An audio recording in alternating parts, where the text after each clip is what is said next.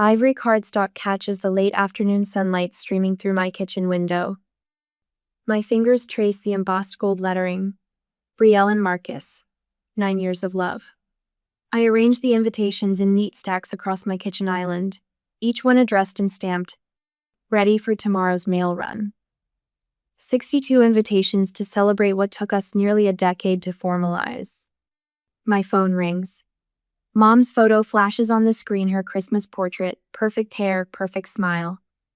I answer while sliding another invitation into its envelope. Hi, Mom. Brielle. Just checking in on my beautiful bride-to-be. Her voice carries that sing-song quality she reserves for what she considers special occasions. How are those invitations coming along? Just finishing up. I hold one to the light, admiring the shimmer of gold against cream. They turned out better than I expected. I'm sure they're lovely, honey. A pause. Her tone shifts, almost imperceptibly. Listen, there's a small issue we need to discuss. My stomach tightens. With Mom, small issues are rarely small. What's going on? She clears her throat. We need you to cancel your party. We're having Tyler's graduation BBQ that day. The invitation in my hand suddenly weighs 1,000 pounds. What? Mom, our date has been set for months. The venue is paid for. My voice sounds distant even to myself. Well, honey, these things happen. Her words breeze past my objection. Tyler finally finished his associate's degree. You know how hard he's worked. 2 years for a 1-year program. 3 different majors. My parents footing every bill. Let me talk to her. Dad's voice rumbles in the background before he comes on the line. Brielle, your brother finally finished his degree. This is important. My engagement is important too, Dad. You can reschedule. It's just an engagement party. The wedding's the main event anyway. Just an engagement party. 9 years condensed into something disposable. I stare at the 62 addressed envelopes. Postage paid. RSVPs included. The hours spent with Marcus choosing the perfect wording, the perfect paper. Our invitations are already sent, I say, my voice quiet but firm. We can't change the date now. Mom sighs dramatically as she reclaims the phone. You've always been so selfish when it comes to your brother. Why can't you ever consider his feelings? A familiar ache spreads across my chest. I reach for a glass of water, my throat suddenly parched. I'm not being selfish. We've had this date planned since January. Tyler just decided on his graduation party last week. Family comes first, Brielle. Dad's voice booms through the speaker. I picture him pacing their living room, face flushed with that righteous indignation he specializes in. You need to be the bigger person here. The bigger person. Always me, never Tyler. My fiancé is my family too. My hand trembles, but my voice holds steady. An image flashes through my mind. Empty seats in the auditorium at my college graduation. Magna cum laude. Engineering degree. 4 years of sleepless nights and summer internships. Sorry, honey. Tyler has a soccer tournament that weekend. Mom had explained over the phone that morning.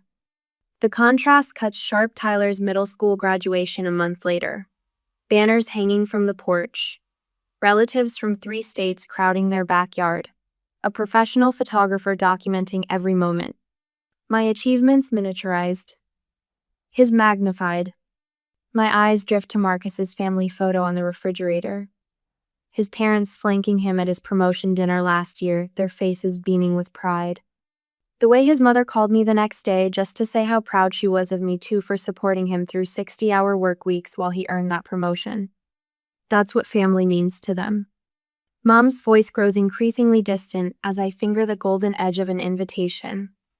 We've already invited everyone, she says. Your father's golf buddies, my church friends. It would be embarrassing to change plans now. I won't be canceling our engagement party.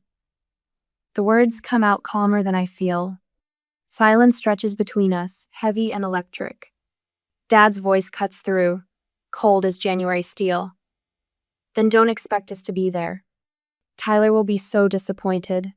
Mom's theatrical sigh follows. Again. They hang up before I can respond. I stand alone in my sunny kitchen, surrounded by ivory and gold promises. Invitations scatter beneath my fingertips like fallen leaves. The perfect afternoon light now feels harsh, exposing. The front door opens. Marcus steps into the kitchen, briefcase dropping to the floor when he sees my face. What happened? I look up at the man who stood beside me for 9 years. The man whose family celebrates my victories as their own. They want me to cancel our engagement party. My voice barely rises above a whisper. Tyler's graduation barbecue is suddenly scheduled for the same day. Marcus crosses the kitchen in 3 strides, his hands gentle on my shoulders.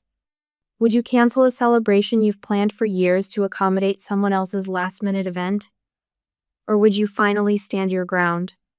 And why does standing your ground always feel like a betrayal when family is involved? My phone buzzes against the kitchen counter like an angry hornet. It hasn't stopped for the past hour. I glance at the screen, another notification lighting up before the previous one fades. Aunt Susan. Sorry you're trying to ruin Tyler's big day. Your mother is devastated. Cousin James. Always thought you were the sensible one. Guess not. Uncle Robert.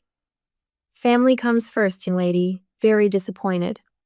Each message lands like a stone in my stomach. The phone buzzes again. I pull my hand back as if the screen might burn my fingers. What's going on? Marcus asks, looking up from his coffee. I don't know. I'm getting bombarded. My voice sounds distant, hollow. The phone rings. Aunt Susan. I answer, bracing myself against the counter. Brielle, how could you? Her voice trembles with practiced indignation. Your mother called me in tears this morning, scheduling your party knowing about Tyler's graduation. I never thought you'd stoop so low. My grip tightens on the phone. What are you talking about?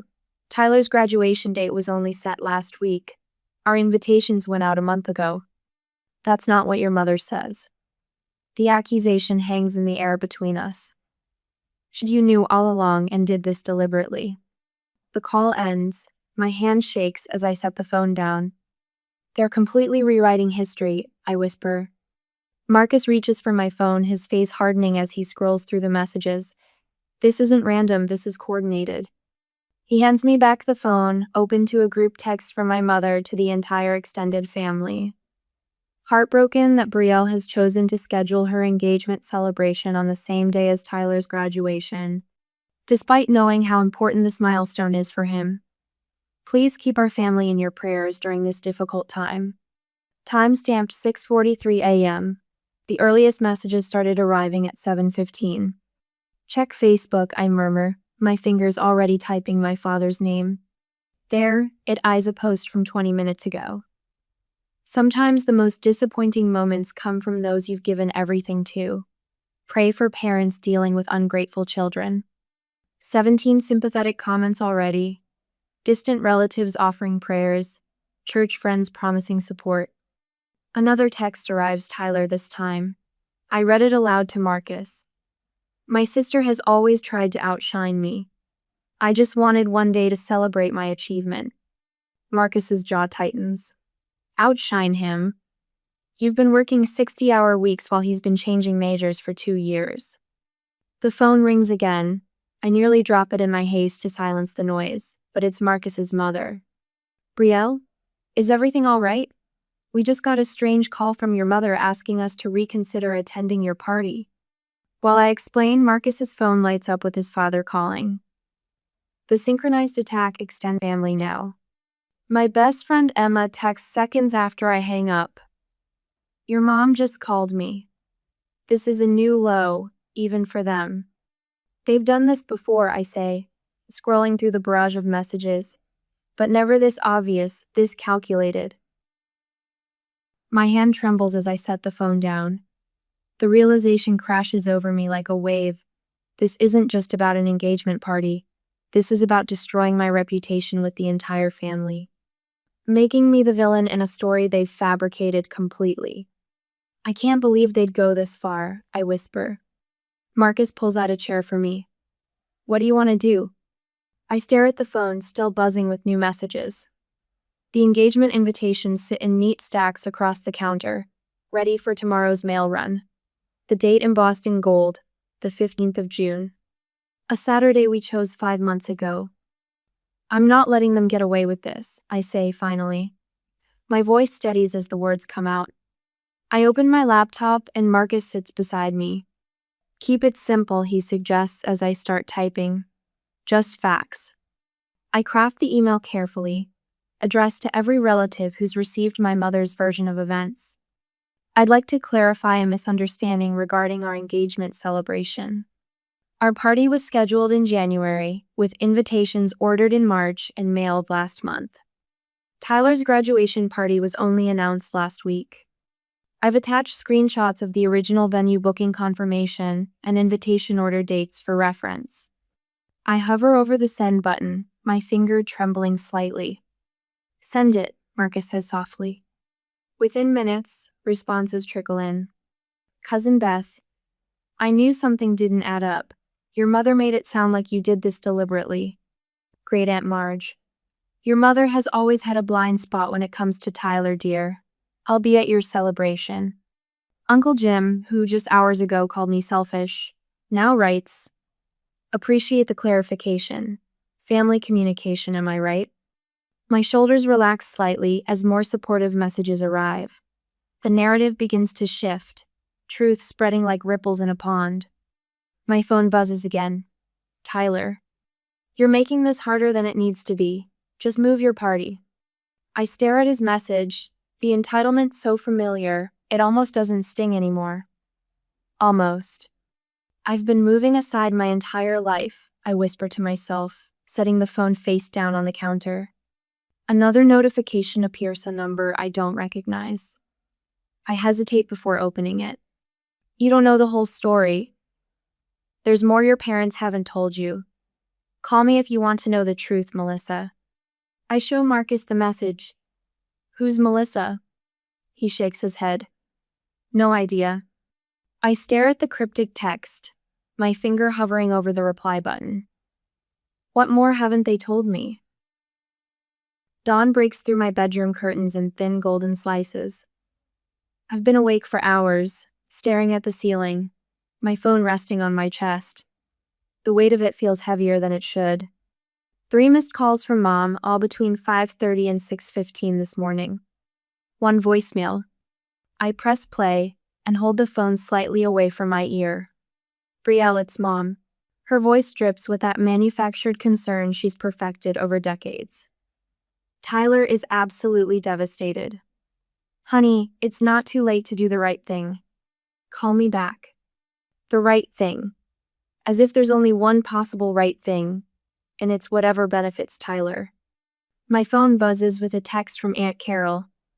Family should come first, Brielle. Your brother worked hard for this.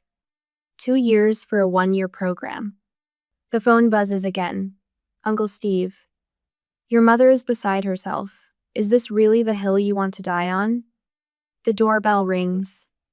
I slip on my robe and pad down the hallway, my bare feet silent against the hardwood.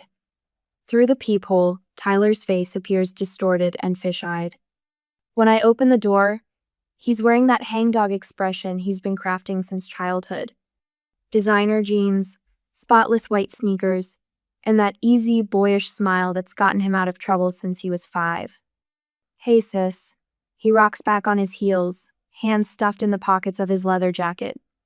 Can I come in for a sec? I step aside, noticing the glint of something on his wrist as he possesses a new watch. Stainless steel and sleek. A graduation gift, no doubt. Another reward for Tyler trying hard. Nice place, he says, though he's been here before. Twice. Listen, Bree, I've worked really hard for this degree, you know that. I don't correct him. Don't mention the dropped classes, the changed majors, the extra semesters our parents bankrolled without question. Mom and Dad just want to see us both happy. He perches on the edge of my couch, not quite settling in. That's all they've ever wanted. I reach for a stack of cloth napkins on the coffee table and begin folding them for the party, my hands steady and methodical. I am happy, Tyler.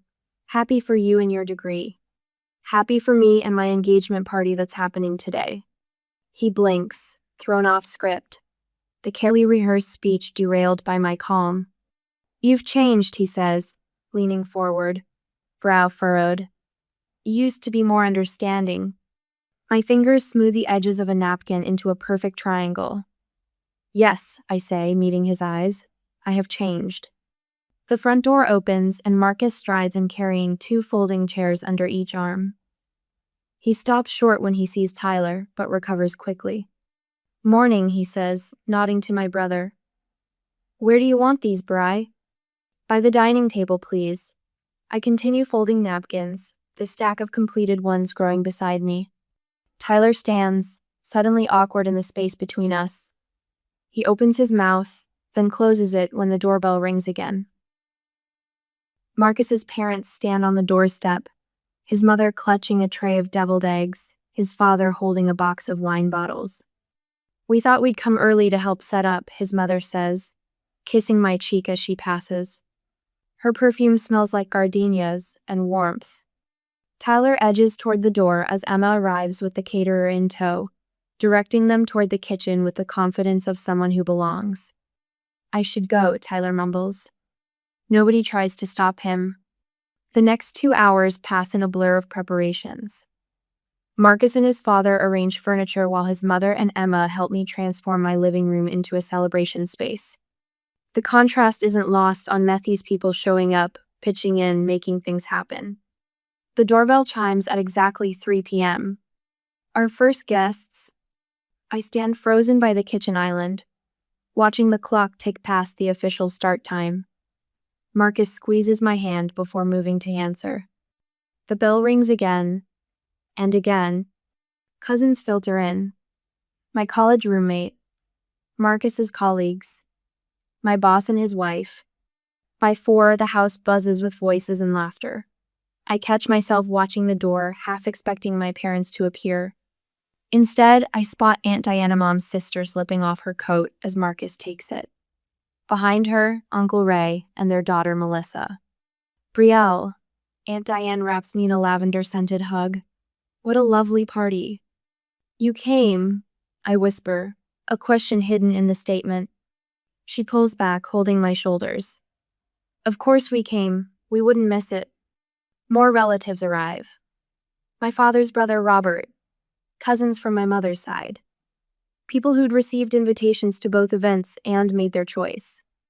Marcus's grandmother finds me by the punch bowl, her tiny frame barely reaching my shoulder.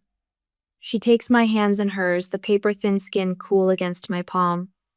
I've waited years to see you this happy, she says, her voice like rustling pages. You deserve every bit of this joy. Something clicks into place inside me, a realization that I'm not missing anything by standing firm. The absence of my parents and their constant disapproval feels like space to breathe, not a void to fill. Tears prick my eyes as I squeeze her hands. Thank you for being here. Where else would I be, she asks, as if the answer is obvious. By sunset, the house overflows with well-wishers. Cousin James corners me by the fireplace, a plate of appetizers balanced in one hand. We stop by Tyler's thing first, he says, popping an olive into his mouth. Only a handful of people there. Your parents looked so uncomfortable, kept checking their phones and looking at the door. I nod, unsure what to say. This, he gestures around the room with his fork, is where the party is. They miscalculated. My phone buzzes in my pocket. A text from a blocked number. We were just trying to help Tyler feel special. You've ruined everything. Marcus appears at my side, champagne flutes in hand. He notices my expression. Who is it? I turn off my phone and slip it back into my pocket. No one important. I accept the champagne, the bubbles catching the light like tiny stars. Not today. Coffee drips into the carafe, the steady plink-plink a metronome to my morning. Marcus whistles off-key from the backyard as he folds chairs, stacking them against the fence. Yesterday's celebration left happy debris champagne flutes with lipstick smudges, half-eaten cake, and silver confetti scattered like fallen stars across our hardwood floors. I sweep confetti into neat piles, savoring the quiet aftermath of what was, by any measure, a perfect engagement party. Every seat filled, every toast heartfelt. The gentle weight of vindication still warm in my chest. The doorbell rings not rings. It pounds, an angry fist hammering against wood with enough force to rattle the hinges. "I'll get it," I call to Marcus, setting aside my broom. My hand barely touches the knob when the pounding starts again. I swing the door open to find Mom, Dad, and Tyler on our doorstep, a tribunal with matching expressions of righteous fury.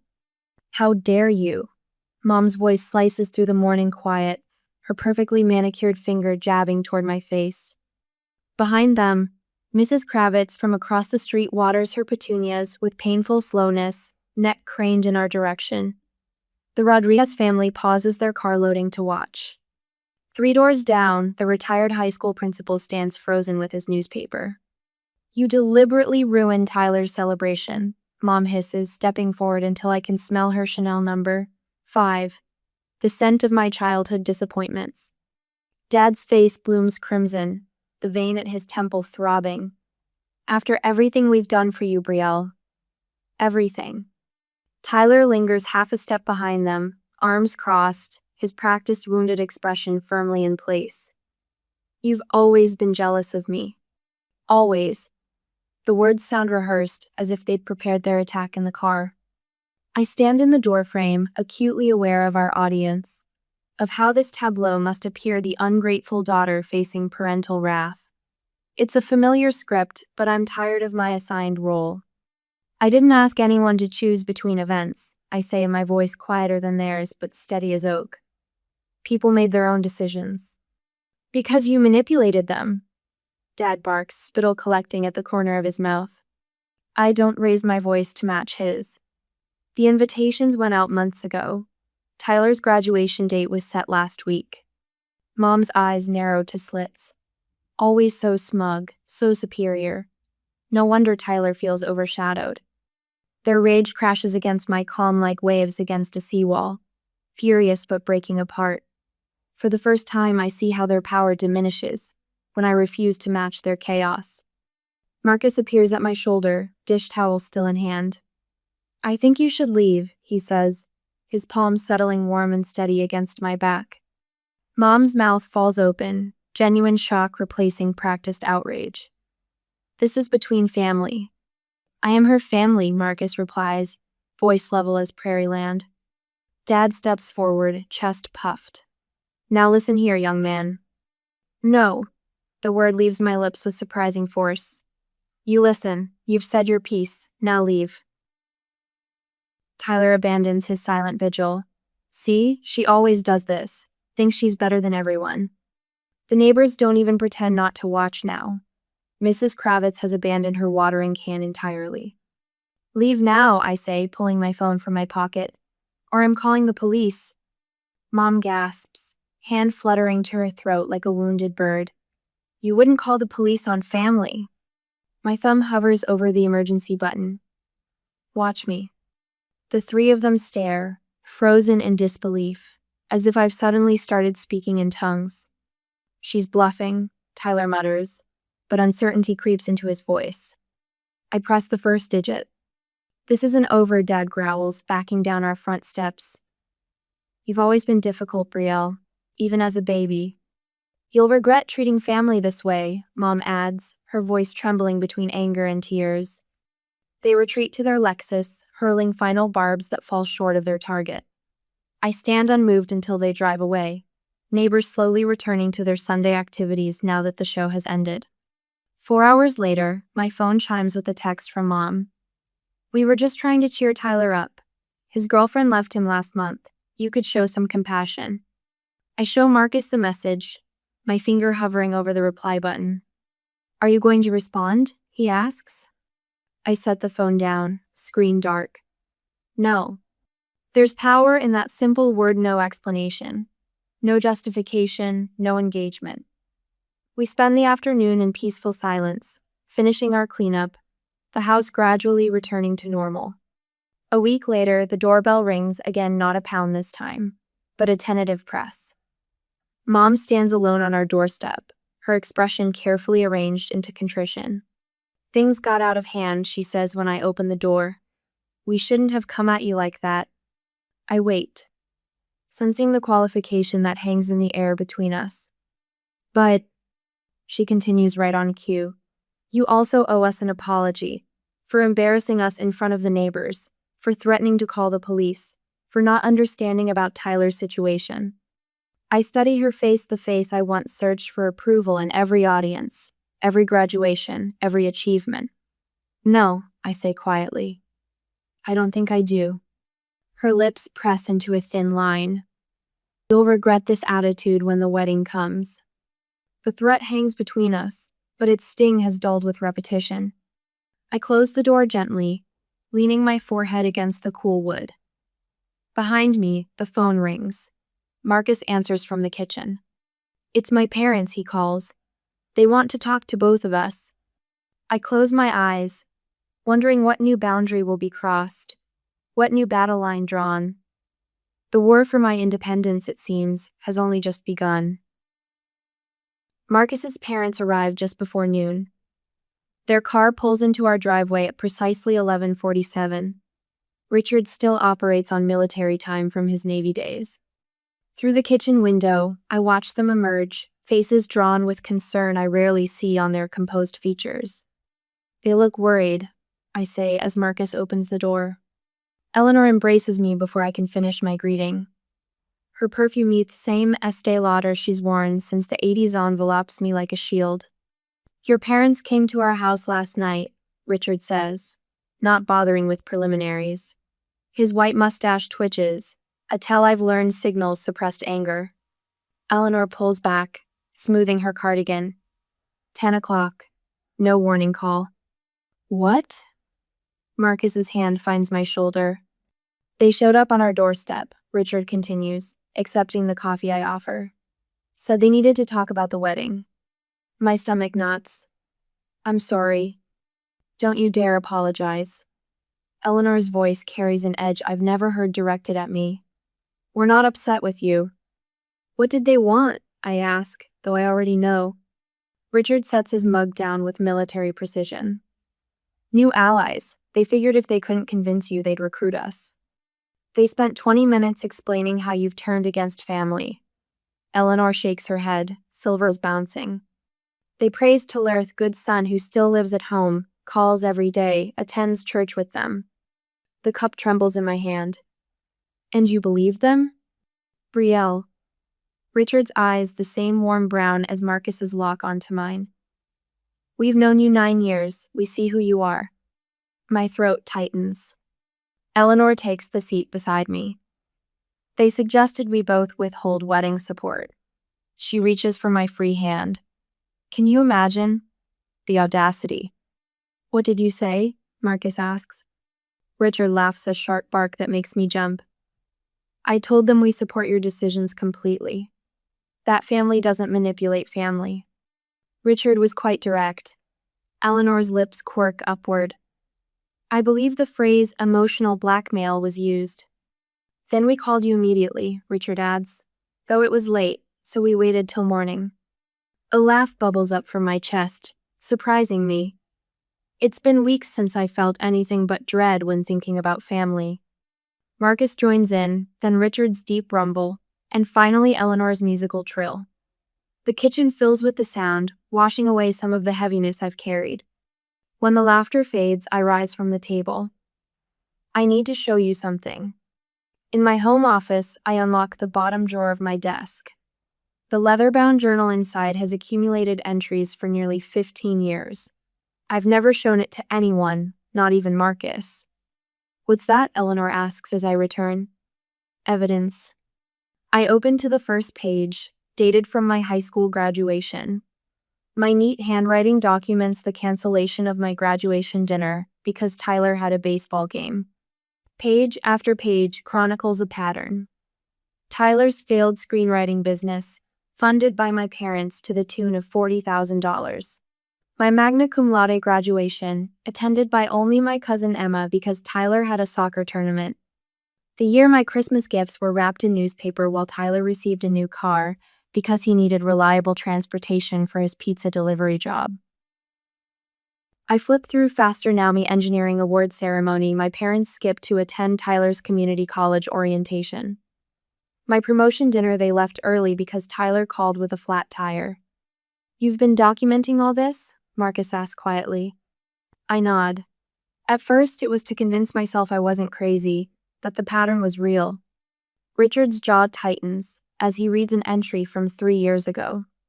"I've never seen it all together like this," I admit. "It's undeniable." Eleanor squeezes my hand. "What will you do now?" My mind is suddenly startlingly clear. I'm meeting Mom for coffee tomorrow at the Bluebird Cafe. Public setting, Richard notes with approval. Smart. She thinks it's reconciliation. I close the journal. She's wrong. I picture my mother sitting across the table, expecting apologies and compromise. But for once, the calm settling over me isn't forced or fragile. I'm bringing this. I tap the journal. It's time she sees what I've seen all along. Are you sure? Marcus asks. But his tone tells me he already knows my answer. I nod. No more pretending. No more accepting that I deserve less consideration than Tyler. The next afternoon, my mother's face brightens when she spots me entering the cafe. She's already ordered chamomile tea with honey, her afternoon ritual since the 70s. I slide into the chair across from her, place the journal on the table between us. "I'm so glad you called, honey," she begins. "I knew you'd come around. This is why I won't apologize." I push the journal toward her. Her smile falters. "What's this?" 15 years of evidence. She flips it open, confusion spreading across her features as she scans the first page. Then the second, by the third, color drains from her face. "You've been keeping score?" Her voice rises, drawing glances from nearby tables. I needed proof. For myself, mostly. She snaps the journal shut. "This is ridiculous. Families don't—" "I need distance," I interrupt. The words feel like releasing a breath I've held too long. "No contact until you acknowledge the favoritism." Her mouth opens, closes, opens again. "You're welcome to attend the wedding as guests," I continue. "Not as honored parents, your choice." Something shifts in her eyes, a mask slipping. "You've always been difficult, even as a child." There it is, the truth finally spoken aloud. Not disappointment that I'm failing to meet some standard, but resentment that I exist at all. "And that's exactly why I'm making this decision," I reply, voice steady. I stand, leave the journal on the table, her inheritance. At home, Marcus looks up from his laptop. "How did it go?" A peace I haven't felt in years settles over me. I smile and nod, the strained expression I've perfected for family gatherings, but something genuine. It went exactly as expected. On the coffee table, our wedding invitations wait, addressed but unsealed. Tomorrow's decision. Sunlight filters through antique lace curtains, catching the delicate beadwork on my dress. I stand at the window, watching guests arrive in 2s and 3s, each face familiar and welcome. No strangers invited out of obligation. No empty chairs where parents should sit. The venue buzzes with genuine laughter. Flowers in shades of cream and blush adorn every surface, exactly as I pictured. Marcus's mother arranged them herself, staying up late with me last night, her fingers working alongside mine. "Ready?" Marcus's father appears in the doorway, his silver hair combed back, boutonniere perfectly straight. I smooth my hands over ivory silk. "Yes." He offers his arms, sturdy and sure. "You look beautiful, Brielle." No drama, no last-minute demands. Just calm certainty as we walk toward the garden where Marcus waits. The string quartet begins playing as we step onto the stone path. Faces turn, smiles genuine. Emma winks from her position as my maid of honor. Marcus's eyes find mine, steady and clear. We stop at the altar. The minister's voice carries across the garden. "Who gives this woman to be married today?" Marcus's father squeezes my hand. "She gives herself, with our blessing." My throat tightens. I step forward alone, strong in my independence yet surrounded by chosen family. Marcus takes my hands in his, and I feel the last weight lift from my shoulders. The years since standing my ground has been a revelation. Thanksgiving at Marcus's parents' house, his mother teaching me her stuffing recipe, no competition for attention. Christmas morning with hot chocolate and silly gifts, no walking on eggshells. Pass the potatoes, dear, my mother-in-law says, during Sunday dinner, her voice warm with genuine affection. These new traditions fill spaces once occupied by tension. The constant knot in my stomach has unraveled, leaving room for joy. At the reception, Emma raises her glass. To Brielle and Marcus, to choosing peace over obligation. Cheers erupt, the crystal sound of glasses clinking like wind chimes in a gentle breeze. I scan the room, college friends who supported me through sleepless study nights. Coworkers who celebrated my promotions. Marcus's extended family who welcomed me without reservation. No complicated history, no scorekeeping. My cousin Jennifer approaches during the cake cutting, her voice low. Can I talk to you a minute? We step aside. She twists her napkin between nervous fingers. My boyfriend's family, they're like yours were, always making me feel small. I recognize the doubt in her eyes, questioning whether standing up for herself might cost too much. Your happiness matters too, I tell her, gripping her hand. It took me years to believe that. Her shoulders straighten slightly. How did you find the courage? One small boundary at a time.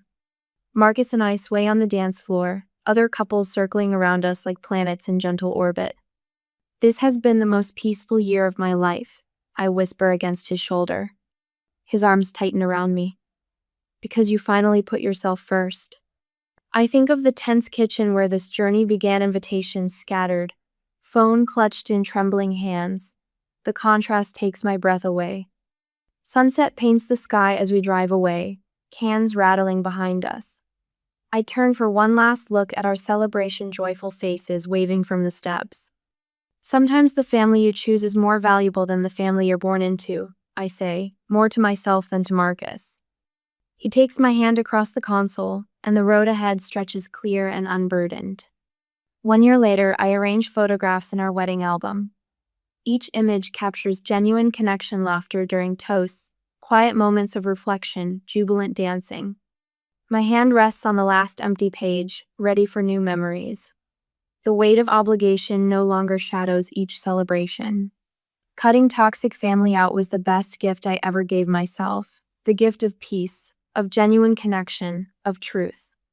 Far better than staying where I was never quite enough.